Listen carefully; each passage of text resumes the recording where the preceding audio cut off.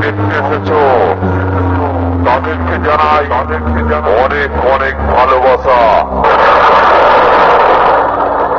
আর এই এলাকার সকল গ্রামবাসী ও মা বোনদের জানাই সরকার সাউন্ডের মালিকের পক্ষ থেকে আন্তরিক প্রীতি, শুভেচ্ছা ও ভালোবাসা।